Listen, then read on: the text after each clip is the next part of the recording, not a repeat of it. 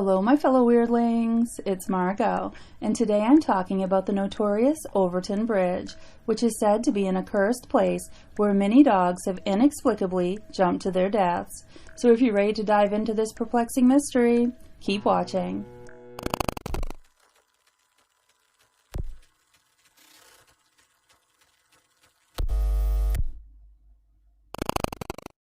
In the ancient Scottish town of Dumbarton sits the Overtoun Bridge, an ornate 19th century Gothic structure with a menacing reputation.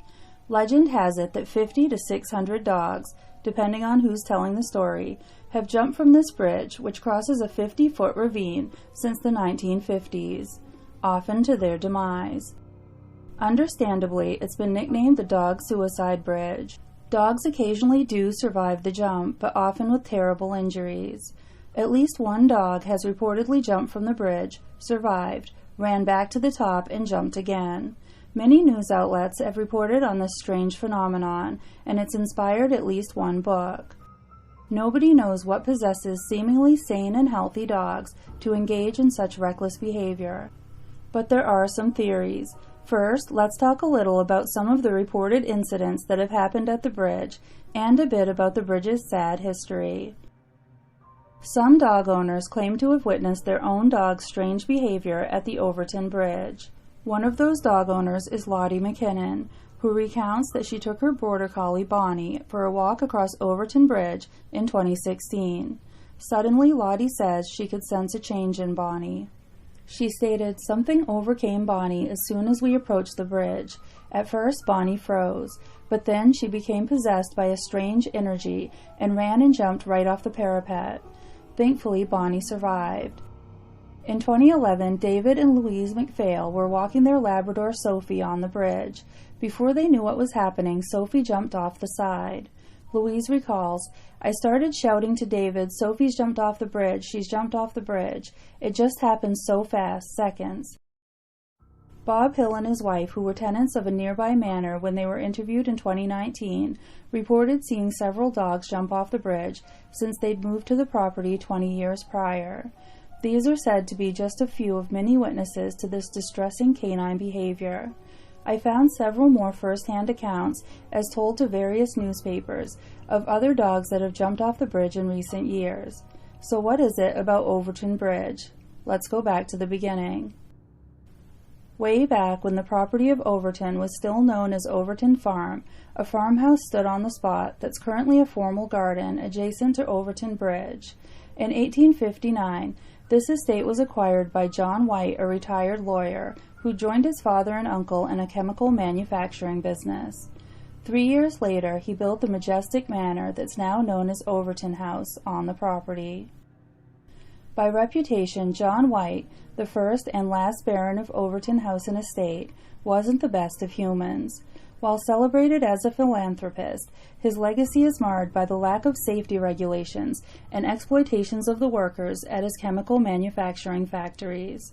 It's reported that White's employees were forced to work 7 days a week for the lowest wages in the country, and safety regulations were largely ignored. The toxic dust they worked in was so dangerous, White's factory employees were nicknamed White's Dead Men. A 1900 report found that up to 83% of White's employees suffered adverse effects from the toxic dust. Many suffered from what was known as chrome holes, lesions on their hands, arms, and forearms. Some had deep ulcers on their skin that penetrated to the bone. While this has little to nothing to do with the building of Overtoun Bridge, it's certainly an interesting footnote about the character of the man who commissioned its construction. When White's father, James, died in 1884, White hired landscape designer Henry Milner to design a bridge that would join Overtoun with the nearby estate of Garshake. The Overtoun Bridge is also an extension of the driveway of Overtoun House. The Scots baronial-style Victorian bridge, with its ornate design and lush greenery on both sides, was completed in 1895, and has long been a popular route for pedestrians and dog walkers. But White probably didn't really get to enjoy the bridge in that way, at least not for long. By the end of 1907, White was completely bedridden from an acute illness that I couldn't really find any information on. He died at Overtoun House in February of 1908 at the age of 65. White's wife, Grace Eliza McClure, was said to have stayed by his side every minute until his death. The couple had no children. Dumbarton residents are said to be very superstitious, and their feelings toward Overtoun Bridge are no exception. Local taxi driver Alistair Dutton is quoted as saying, "People in Dumbarton are very superstitious. We grew up playing in the Overtoun grounds, and we believe in ghosts here because we've all seen and felt spirits up here." And the spirit that's seen or felt most frequently is that of Grace Eliza McClure White, John White's grieving widow. According to local legend, Grace was devastated by her husband's death. For years afterwards, she was seen walking back and forth along Overtoun Bridge, deep in mourning. Some believe that her grief imprinted itself onto the bridge in some way upon her own death in 1931. Many people are convinced the spirit of Grace White is what the dogs see when they begin to act erratically on the bridge. Some wonder if Grace may have contemplated jumping to her own death in all of those years of mournfully pacing the bridge. They wonder if she may even be possessing the dogs in some way. Local resident Marion Murray is quoted as saying, "The lady lived alone in grief for more than 30 years after her husband died in 1908. Her ghost has been lurking around here ever since. She's been sighted in windows and walking around the grounds." As a result, Grace is now known as the White Lady of Overtoun. Another supernatural theory also haunts the Overtoun Bridge. Based on local Celtic myth, the area around Overtoun Bridge and Overtoun House is said to be a thin place, where the spirit and material worlds are particularly close. An old saying often attributed to the Celts is, "Heaven and earth are only 3 feet apart, but in thin places that distance is even shorter." According to legend, thin places give us a chance to peek behind the veil between the living and the dead, and into heaven, which is a place that's different for each of us. Some believe that since dogs are more sensitively attuned to the spirit world than humans are, they jump, believing they're entering heaven. It's also speculated that the reason the White Lady of Overtoun in life paced the bridge so incessantly was because she could sense the presence of her lost love there. At one point, psychic Mary Armour took her Labrador for a walk across the bridge. She reported nothing unusual except for a sense of calmness and serenity, though she did admit that her dog pulled toward the right side of the bridge. So I guess the jury's still out on paranormal explanations. This next theory is much darker and absolutely heartbreaking. On one sunny day in October of 1994, a 32-year-old father named Kevin Moy threw his infant son Owen into the gorge below the bridge. While neighbors rushed to the boy's aid, he died the next day at a hospital. Moy then tried to jump to his own death, but was restrained by his wife. He was taken to Overtoun House, where he tried to slit his wrist with a kitchen knife, before being taken into custody. Moy had previously worked as a lab technician, but had been suffering from depression and needed full-time care since contracting a condition known as myalgic encephalomyelitis, or ME, 8 years prior. ME is a condition also known as chronic fatigue syndrome, which is characterized by profound fatigue, sleep abnormalities, pain, and other symptoms that are made worse by exertion. I actually have this condition, as I know a lot of people with fibromyalgia and other chronic illnesses do. In and of itself, it's not a psychological condition, but I guess I could see how the prolonged symptoms could be psychologically taxing. I just feel like there had to be another mental health diagnosis at play here, but ME and depression were the only things mentioned in any of the articles. The reports I found show a very tentative link between ME and psychosis, in that it's been documented in only a couple patients. But at the time of his arrest, it was very clear that Mr. Moy was mentally unwell. He believed that he was Satan and his child was the Antichrist.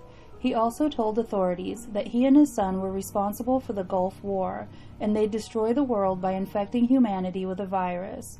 He believed that by killing his son and himself, he'd be saving the world. Mr. Moy was found not guilty by reason of insanity and was committed to a state psychiatric hospital. Something about this attempted murder-suicide taking place on a bright sunny fall day seems to have added to the Overtoun Bridge's sinister reputation. I guess that's understandable. Some people believe that the dogs who jump off the bridge are trying to save the baby that was thrown to his death. despite the fact that the dog suicides are said to have begun decades before Mr. Moy's tragic breakdown. But still, locals note that dogs in almost every case tend to jump from the same spot that the baby was thrown from. Perhaps horrific events do leave a resonance felt by more sensitive beings. The next theory seems to be more popular among scientific types and involves an irresistible scent. Renowned animal behaviorist Dr. David Sands, who was called on by the Dumbarton Council to investigate the matter, has suggested that the smell of the animals that nest below the bridge is the cause of the dog's erratic behavior. Most of the canine victims of Overtoun Bridge have been breeds with long noses which are more sensitive to smell. The incidents also always seem to happen on dry, sunny days, and often from the same exact spot on the bridge. Below the bridge are many minks, mice, and squirrels, whose urine leaves a strong odor. These odors seem to be a strong attractor for dogs. Dr. Sands ran experiments testing how dogs react to this smell and found that in 70% of his tests, dogs, especially those with longer noses, were drawn to the mink scent. Another interesting discovery was that minks were introduced to the Overtoun Bridge area in the mid-1950s, which is right around the time that the dog jumps were said to have originally been reported. But why is this only happening at the Overtoun Bridge? These animals must be common in similar areas. Dr. Sands has a theory for that too. He believes that the stone barriers on the sides of the bridge with its tapered edges trick dogs in a way.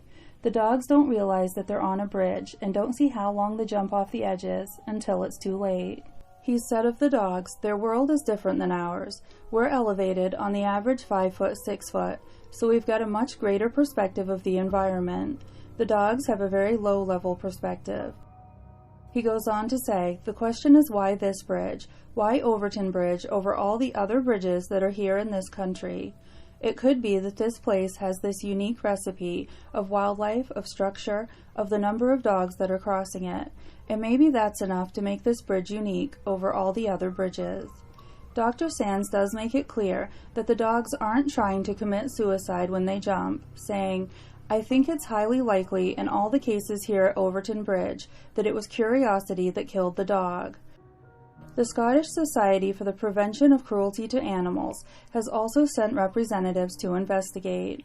Their statement reads, Overtoun Bridge has a low point which unfortunately some dogs have managed to jump over in the past, resulting in their deaths. As far as we are aware, there is no evidence to support the theory that these dogs were committing suicide. Given previous incidents, we would advise pet owners in the area to keep their dogs on a lead to ensure their safety. That seems like sound advice to me. Our last theory, thought to have been fairly well debunked at this point, is that of an acoustic anomaly possibly related to the bridge's construction that only dogs can hear, luring them to their deaths, like a siren song of sorts. Proponents of this theory also consider the nearby telephone pylons or the somewhat local nuclear base at Fastlane as possible culprits. However, acoustic experts have yet to find any unusual tones or sound waves near or around Overtoun Bridge that might explain the deaths. The Skeptic magazine, via skeptic.org.uk, claims that this entire story is nothing more than an urban legend, albeit a popular one. They base this on several factors. According to their research, there's really no documentation to back up the claims of hundreds of dogs, or even the lowball estimate of 50, jumping from Overtoun Bridge. It seems that everyone keeps getting those numbers from the same news articles that apparently state them as fact. They note that the first mention they found of the story was in a random comment on a blog post in 2005. That commenter mentioned they'd heard about the story from somewhere else. In 2006, the story broke among the mainstream media, and it's frequently been reported on with basically the same information ever since. The origin of the currently popular number of canine jumpers as 600 seems to have first appeared in a 2009 Cracked article.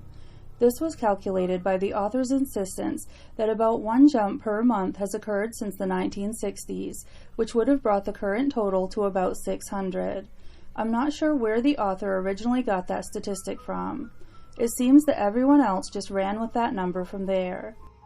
Skeptic also contacted a veterinarian named Debbie McDonald, who'd worked at the nearest veterinary clinic to Overtoun Bridge for over 20 years.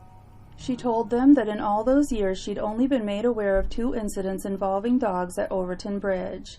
Dr. McDonald seems to agree with Dr. Sand's theory of why the dogs may jump over the edge, that the bridge is an optical illusion of sorts, and that when you approach and cross you may not realize you're on a bridge until you look over the side walls. My own brief research into this yielded about the same as Skeptic Magazine's did. I couldn't find any news reports on Overtoun Bridge prior to 2006, aside from coverage of the murder and attempted suicide in 1994. The first posting about the phenomena seems to be from a forum called Hidden Glasgow in 2005, as Skeptic said. In none of the news articles written shortly after the tragic incident in 1994 was Overtoun Bridge mentioned as already being an infamous doggy death bridge. But I'm not going to say something is or isn't true if I don't have first-hand experience and haven't seen clear evidence either way. Lack of evidence or documentation doesn't mean something hasn't happened. I doubt many people officially report the death of their dog anywhere. Lack of media attention prior to 2006 also doesn't indicate that something didn't happen. But it does strike me as a bit strange that not a single reporter to my knowledge that covered the 1994 infanticide mentioned the bridge already had a sinister reputation dating back to the 1950s. That's the sort of thing at least one media outlet would normally jump on. But absence of proof isn't proof of absence. If anyone happens to come across information I didn't find while researching for this video, I'd be really interested in seeing it. As always, I just tell you the story with the information currently available to me, and you can decide for yourselves how you feel about it. Whatever the cause of the so-called doggy suicides at Overtoun Bridge, the Dumbarton Council has seen fit to erect clearly marked warning signs around the bridge that read, "Dangerous bridge, keep your dog on a lead." That's all I have for you today. I hope you've enjoyed this story and will come back for more. Like, subscribe, leave a comment, and bring your friends, family, COVID pod, cult members, invisible friends, or enemies. And if you have any opinions on this topic, I'd love to hear all about them in the comments below. Thanks so much for watching.